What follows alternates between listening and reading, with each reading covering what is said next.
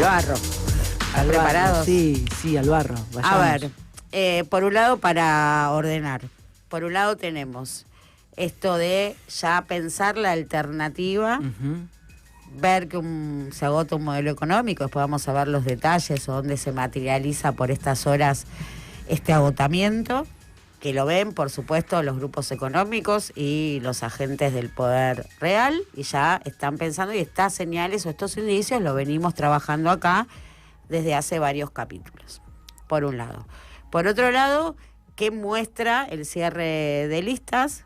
¿Qué nos dice sobre estos armados, tanto de Fuerza Patria como, bueno, de ese agrupamiento, si se puede decir, libertario?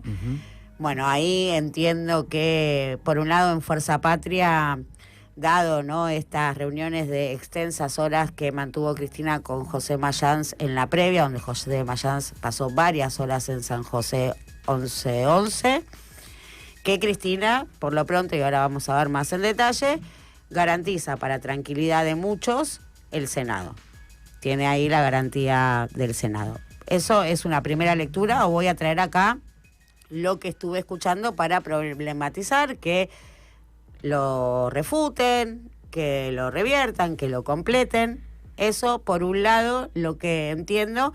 Y esto de poner a Tayana encabezando la lista de la provincia de Buenos Aires como en una suerte de lo más barato ante una elección que no pueda resultar o no cumpla las expectativas del desempeño de Fuerza Patria. No digo derrota porque no está claro, el final es muy cerrado, es un resultado cerrado, y esto hay que decirlo, pero en todo caso el batacazo en la provincia de Buenos Aires, si no se da el batacazo en la provincia de Buenos Aires, es un candidato barato a los espacios que de alguna manera administran Fuerza Patria, ¿no? El kirchnerismo, el Frente Renovador y la provincia de Buenos Aires, digo, el quisilofismo. Del otro lado, y esto vamos a problematizar, porque quiero aclarar algo que estuvimos discutiendo, que yo no entendía lo que planteaba Wellman, y Wellman lo que planteaba era que los gobernadores peronistas no se sentían contenidos por Axel. Los gobernadores peronistas, y yo no entendía ahí si se hablaba de el susurro federal, pero no, finalmente eran. Entonces, también para que Wellman profundice en esta suerte de discusión o de diálogo entre los gobernadores peronistas, que ahora vamos a reponer, son Sergio Silioto, no sé si pones ahí a Gustavo Melela, no entiendo, digo, ahí el que veo con más claridad es Sergio Silioto, y no me Quintela, Infrania. Claro, pero no lo pones a Jaldo. No, en principio, claro. También los pondría, digamos, en los bordes, como decía Pablo. Vamos a meternos ahí, y sí creo que donde va a estar más discutida la cosa es en lo que sintetiza en la figura de Patricia Bullrich y Petri. ¿Cuál es el nombre de pila de Petri? Luis Petri, que también, ¿no?, como conclusión a partir de las lecturas o de las discusiones, digo que Patricia perdió en el armado de listas nacional, la trituraron en el armado de listas nacional, no así en lo que es Ciudad de Buenos Aires, pero efectivamente Karina los quiere afuera del gabinete, y hubo mucha resistencia de ambos a pasar al Congreso, porque ambos querían permanecer en la gestión, y son dos sillas que Karina quiere. Y en el armado de estas listas, Karina, por supuesto, o armando listas, esta cosa farandulesca que tienen, garantizando legisladores que le levanten la mano a lo que sea. Y ahora sí, les abro el juego para que sobre estos tópicos o temas que me parece que fueron los que aparecieron cuando ustedes lo planteaban, bueno, a ver, retomemos la narrativa. Bueno, yo voy a empezar por el final y lo que tiene que ver con la Libertad Avanza, porque sobre el tema de Patricia Bullrich, ahí te pongo un pero. Un pero situado en la que es la tercera en la candidata en la lista de senadores, que es Pilar Ramírez. El viernes de la semana pasada en Casa Rosada, una de las voces con las que habitualmente charlo me dijo: ojo con que la línea sucesoria en el Senado, Karina Milei la quiere propia. Una cuestión es la campaña electoral y la mirada que tiene la Ciudad de Buenos Aires sobre Patricia Bullrich, y otra cuestión es la dirección política que pueda llegar a tener la Cámara Alta con la misma candidata. Y la independencia política, el juego político propio que tiene Patricia Bullrich es muy distinto a al Sicarina de Pilar Ramírez. Entonces no sería, a partir de eso no sería extraño que ante un pedido y ante la necesidad de que es la mejor figura que realiza y ha llevado adelante toda la cuestión de seguridad, Javier Milei la fuerce a quedarse dentro del Gabinete Nacional, y la que asuma esa banca sea nada más y nada menos la legisladora Pilar Ramírez, que además es la armadora en la Ciudad de Buenos Aires, como bien conoces vos. Mujer, la esposa de Darío Wasserman, vicepresidente del Banco Nación y el presidente en ejercicio del Banco Nación también, porque ahí también hay una caja de financiamiento de la política, entonces es interesante marcar el vínculo también para dejar abierta esa ventana que siempre abrimos, que tiene que ver con la poca transparencia y que en definitiva todos los espacios necesitan la caja para la campaña. Y volviendo a la idea de Patricia Bullrich, claramente es una buena candidata para la derecha, esto interpreta Karina, y también la posibilidad de que agigante, ¿no?, su figura política a partir de su desempeño en el Senado. ¿Coincide, Di Pierri, con esto que está diciendo Walton? Sí, por supuesto, con el hecho sobre todo de que le desconfían a Patricia Bullrich. En definitiva, ustedes dos están de acuerdo en que Patricia Bullrich amenaza con hacerle sombra a Javier Milei si crece demasiado, y que esa sería la razón que repone Wallman acá y que yo no vi todavía en ningún medio, con lo cual la información que trae Wallman es por lo menos inédita hasta valiosa, el momento. Por eso. La tuiteé, pero nadie me lee, amiga, Que así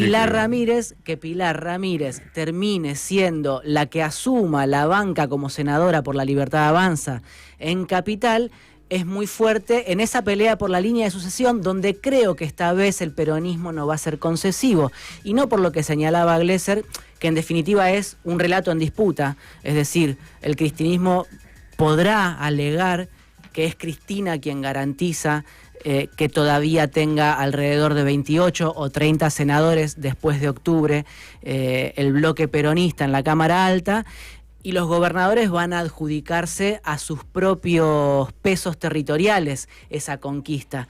Habrá que ver quién prevalece en la imposición de una narrativa o de un relato sobre cómo explicar que Javier Milei no tenga 2/3 en el Senado.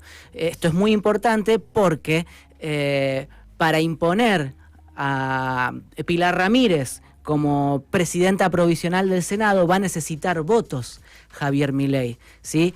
Efectivamente, el peronismo perdió frente a la arquitectura política que diseñó Juan Carlos Romero en diciembre del 2023 y perdió o fue despojado de la presidencia de un montón de comisiones gravitantes en el Senado, pero Cristina Kirchner había planteado que tenía que estar en línea de sucesión alguien del partido gobernante, y en esa discusión perdió Mayans contra Cristina. Mayans decía no, el pueblo de la nación eligió mayoritariamente a peronistas para el Senado, entonces es el peronismo quien tiene que detentar ese cargo. Cristina, por un lado, tenía un gesto institucionalista con el gobierno que recién arribaba, pero por otra parte pretendía obturar a Patricia Bullrich, a Cristian Ritondo y a todo el macrismo en la línea de sucesión presidencial. Entonces aceptó o instruyó a la tropa parlamentaria para que fuesen un libertario en el Senado y un libertario en diputados quienes manejaran el Congreso de la Nación. Para poner a Pilar Ramírez va a necesitar un rediseño de esa arquitectura, Milei, sumar 37 votos como mínimo, algo para lo cual hoy está complicado. No significa que no lo logre, pero por lo menos hoy, en medio de esta campaña ya lanzada, es difícil que lo logre, y el peronismo, que renueva o pone en disputa 15 bancas, de las 24 que se renuevan, podría, según la proyección de los sondeos, quedarse con entre 8 y 10. O sea, retener entre 8 y 10 bancas. De esa forma, mantendría 3 o hasta 5 senadores por encima del tercio, más o menos, ¿no? Lo cual es bastante en un contexto de retroceso y descomposición de una fuerza política que tiene muchos problemas, que está dentro de una sala de escape, como dije yo en joda al principio del programa. Entonces, si uno tiene que poner en el abanico o en la tabla de quesitos para picar esta mañana qué información disponible hay, yo digo, tenés un peronismo que puede blindar su propio tercio en el Senado para impedirle leyes importantísimas a Javier Milei, por ejemplo, la elección de jueces para la Corte. Y ahí se ve si ese peronismo es el peronismo de los gobernadores o es el peronismo del kirchnerismo, o eso ya está claro. Yo creo que lo que va a terminar sucediendo es que va a ser un peronismo de todos en el repliegue. Cristina Kirchner tampoco me da esa sensación hoy, va a forzar una pelea tan abierta con los gobernadores a costa de perder, digamos, el liderazgo, la jefatura, o que se vaya disolviendo más esa representación que ella ejerce sobre un sector muy importante del peronismo. ¿Para qué arriesgar el capital político que le queda en una confrontación con gobernadores a los que podría tener de aliados en el blindaje de un tercio del peronismo en el Senado para que los jueces de la Corte no los ponga Milei o no los pongan los grupos económicos, sino que en definitiva los tenga que conversar con ella, quien quiera designar una ampliación de la Corte con nuevos jueces? Este es un solo caso, puede haber leyes más importantes que requieran 2/3, e incluso lo que sugirió Waldman al principio, que es una información que yo tengo también, y que está muy bien graficado con la lista de los senadores de Santiago del Estero, están armándose, o se armaron las listas pensando en una eventual asamblea legislativa. O sea, si Milei tiene picado el boleto, si a Milei no le alcanza para llegar a fin de mandato, se supone que hay que poner soldaditos en las dos cámaras del Congreso que defiendan un rumbo para designar un presidente provisorio que complete el mandato que dejaría eventualmente inconcluso por una crisis este presidente. Y ahí el peronismo se garantiza el poder de decisión. Y eso es, entre otras cosas, lo que mejor explica que Gerardo Zamora, que ya no puede reelegir como gobernador santiagueño, se haya puesto a la cabeza de la lista por el Frente Cívico Santiagueño, y que... Sueña Zamora con presidir la Asamblea Legislativa. Es lo que sugieren fuentes del Senado, es lo que decían ayer fuentes del Senado. Sí, además, agregando acá y aclarando y reponiendo lo que veníamos charlando en ese sentido, que lo que me decía un gobernador, o sea, nosotros no podemos pasar por lo que pasamos en el 2001. No podemos tener 5 presidentes, el peronismo no puede poner 5 alternativas en una noche. Tenemos que llegar armados a ese momento. Y para eso... Se le hace agua a la boca a Federico Pinedo con todo esto. ¿Por qué no estoy ahí? Debe estar diciendo. Claro, ¿por qué no estoy en una lista? Y dentro de este mirada a la lejanía, o no tanto, dependiendo de lo que también acontezca fundamentalmente en el sector económico, bueno, ¿quién va a estar de los gobernadores mejor posicionado para ser el candidato dentro del peronismo? Eso es en definitiva 2027. 2027 o la fecha que sea, claro, digamos. Ya, o la fecha que Asamblea Legislativa, vos todavía conservás el 2027. No, o 2027 o lo que resuelva la Asamblea Legislativa. Es que hay dos planes en paralelo. No es solamente el peronismo o los gobernadores los que suponen o especulan con la Asamblea Legislativa. Yo conté hace poco la reunión de Pichetto con Villarruel, y cómo ese armado de Pichetto, Villarruel, tiene que ver con la conversación con Macri, con Schiaretti y con los grupos económicos. Schiaretti va a ir al Congreso, a la Cámara de Diputados, a presidir un bloque, que es el de Provincias Unidas, que se pretende también una especie de oferta para la sucesión u oferta alternativa para el 27. La diferencia, la distinción que hacíamos Waldman y yo es que no vemos a Axel Kicillof jugando a la Asamblea Legislativa, sino que sigue pensando en el horizonte más lejano del 2027. Eso no quita que gobernadores peronistas o que la propia Cristina no especule con cubrir todas las chapitas, todos los casilleros del tablero y no dejen nada librado al azar por lo que señala Waldman. Escenario base, escenario 1. Si hay un escenario crítico, yo tengo que poner mis soldados ahí. Eso, entre otras cosas, para mí explica que con cada vez menos representación en el peronismo, en el conjunto del peronismo, Cristina haya logrado meter entre los primeros 10, casi, 7, depende cómo lo cuentes, 7. A 7 u 8. Claro, ¿sí? Claro. Pero que es un montón. Y cómo Kicillof se corrió. Se corrió absolutamente. Se dio y dijo, bueno... Sí, se corrió diciendo, a mí me gusta, le reprochaban el nombramiento de Italiana, digamos, de todos los sectores le decían, tiró la piedra y escondió la mano, en alusión a un Jorge Italiana, que por supuesto es absolutamente respetable, pero hay que ver si efectivamente es la mejor figura para enfrentar esta campaña electoral. A mí mi mamá con la lista dijo, las listas son impecables, estaba re contenta, así que yo me voy a quedar con eso.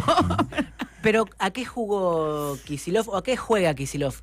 Pero además... Lo que se puede observar, me parece hasta acá, es que Kicillof juega a que se gane el 7 de septiembre.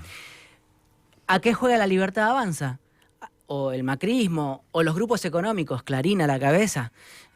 A que si el peronismo gana el 7 de septiembre, como algunos libertarios, entre ellos Santiago Caputo, suponen, se active el miedo cuca, o el miedo al cuca, y entonces el electorado bonaerense se dé vuelta y la elección nacional termine favoreciendo al oficialismo a nivel nacional. Esas es, entre otras cosas, las razones por las cuales en los diarios de esta mañana se especula con que Cristina piensa que el peronismo pierde en octubre. Y por eso no patalea, por eso dicen algunos, baja a Máximo Kirchner de la lista. Yo creo que es por otra razón, no por esa. ¿Por qué? Para que Máximo Kirchner no pierda. Yo creo que en realidad lo baja a Máximo de la lista. Para cuidarlo. A ver, tal vez... es re bueno.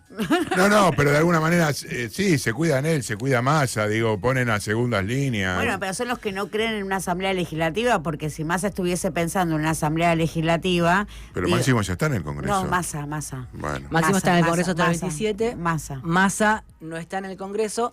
De Massa habría que escribir un capítulo aparte. Massa no quiere volver a perder. Si Massa jugaba, era regalarle... discursivamente el escenario a Milei, porque lo iban a escrachar como el ministro de Economía de la inflación del 200%. Ahora, lo de Máximo, yo lo dije acá, me parecía que era arrojar el nombre sobre la mesa como para negociar. Yo en ningún momento supuse o creí que Máximo Kirchner iba a terminar de candidato de estas listas. Era una chanchada, porque es candidato hasta el 27... era jugar en contra del acuerdo que se estaba enhebrando entre los 3 o 4, si pones a Grabois, representantes mayoritarios de esa lista. Para mí todo el tiempo fue para negociar. Pero lo que sí me parece queda claro es eso. Tenés dos planes en paralelo. Unos que apuestan al boleto picado de Javier Milei y estar preparados para un escenario de crisis, y otros que tratan de seguir construyendo el horizonte 2027. Tal vez Massa está en esa línea también. 2027. Sí, Tal vez Massa está en esa línea. No, lo que estamos viendo nos lleva a pensar esto. O nos lleva, está más cerca de estar armando 2027 que pensando en una alternativa. Igual pensemos que una asamblea legislativa puede llamar a elecciones, digamos. No es que tampoco tiene que concluir el plazo de 2 años o lo que reste del periodo presidencial. No es una... Pero hasta que ese llamado a elecciones se concrete, alguien debe presidir. No, claro, por supuesto. El presidente provisional. Y me consta que los voceros o los amplificadores, los intereses de los grupos económicos estaban en un operativo clamor Sergio Massa, queriéndolo adentro de la cancha, jugando, o sea que incluso desoyó esos pedidos, ¿no? También, digo, y eso también hay que marcarlo porque venía siendo muy mencionado, ¿no? Por los accionistas del Círculo Rojo en la última semana. Interesante ese dato, yo no lo tenía. Obviamente usted habla con los empresarios con y los accionistas del Círculo Rojo. Los accionistas del Círculo Rojo. Trato de interpretar por qué lo querrían a Massa en la Cámara de Diputados esos accionistas. ¿Usted por qué cree? No me atrevo a sacar una conclusión, pero lo ven como... ¿Garante? Sí, un garante. Yo lo conté acá, lo que me dijo un empresario muy importante.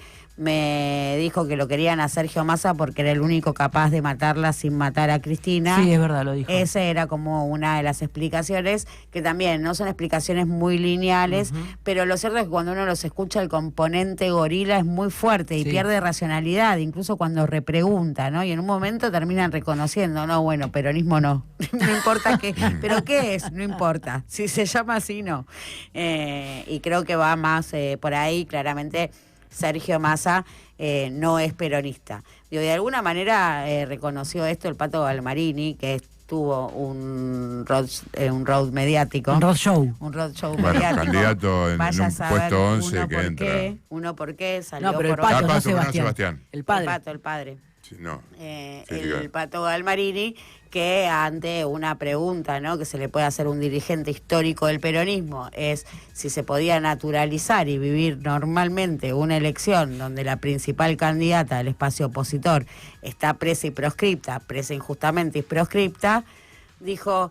Obvio que sí, porque ¿cómo? Si Menem también estuvo preso, y esta fue la respuesta del Pato Galmarini, que también refleja un poco por qué los accionistas del Círculo Rojo ven en Massa una persona amigable o que la quieren jugando en la cancha. Y también ante la pregunta si porque Pato Galmarini lamenta justamente que Massa no haya podido consagrarse a la presidencia.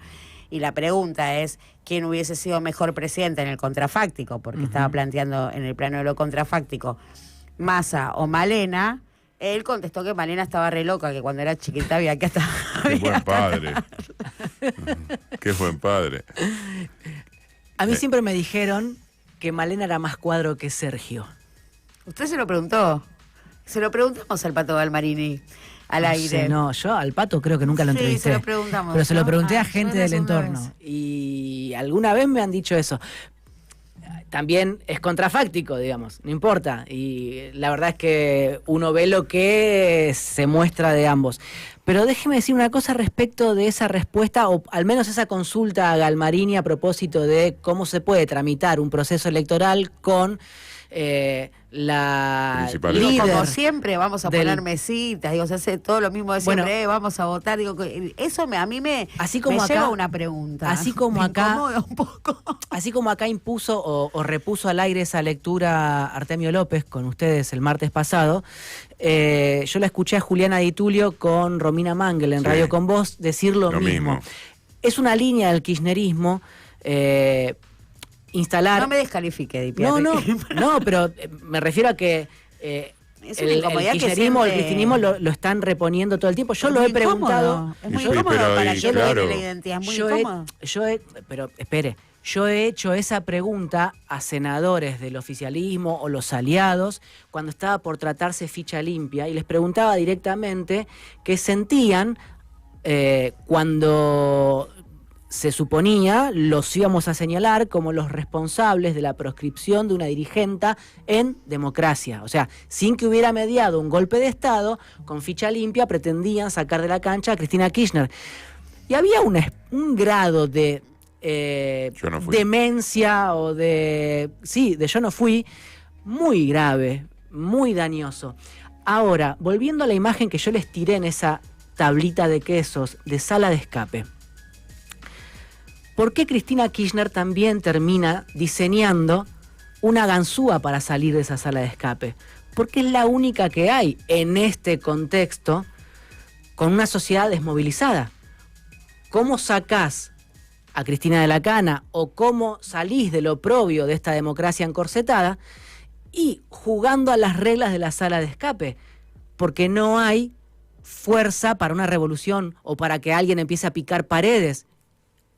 No hay tuneleros de esta democracia en este momento. Están todos jugando al mismo juego. Y en definitiva, pese a que le joda a uno o le joda a otro, hasta que no haya un caldo que hierva socialmente, los dirigentes juegan a lo que hay. El Che Guevara diría que hay que crear las condiciones para revolucionar las cosas y estamos todos de acuerdo. Porque esa es la pregunta, ¿no? Digo, ese caldo que usted llama el caldo social, si es un caldo o cuándo hierve, ¿no? O cómo hierve, digo, no hierve por sí mismo ni por sí solo, sin un factor de organización y un punto de acumulación. Entonces, sin factor y sin punto...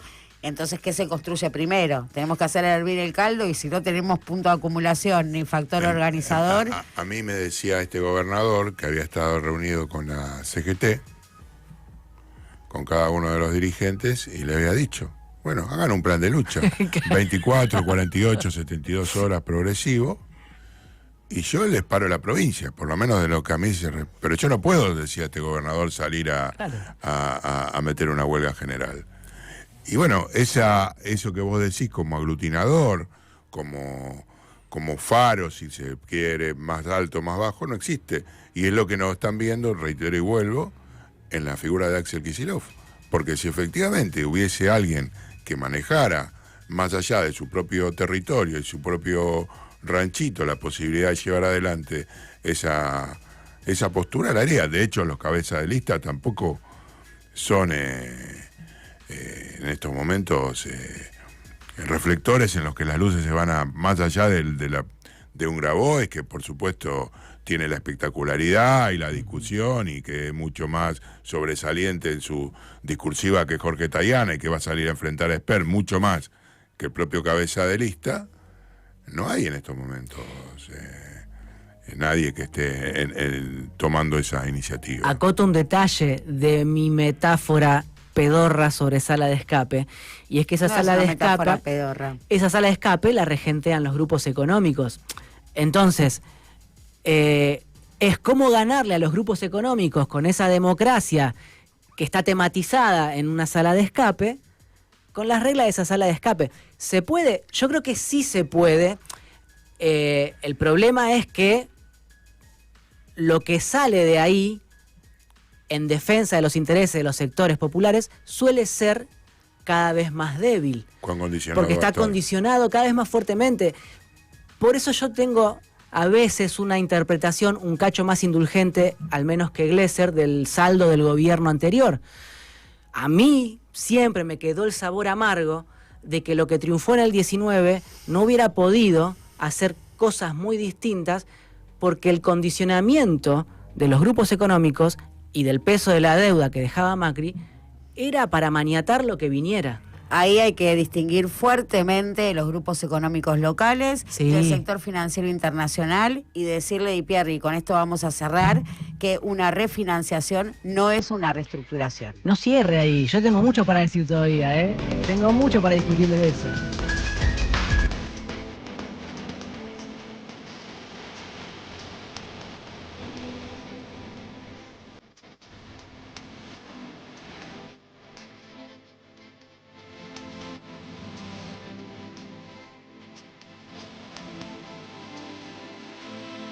Carga tus datos y listo. Elecciones bonaerenses. Gobierno de la provincia de Buenos Aires.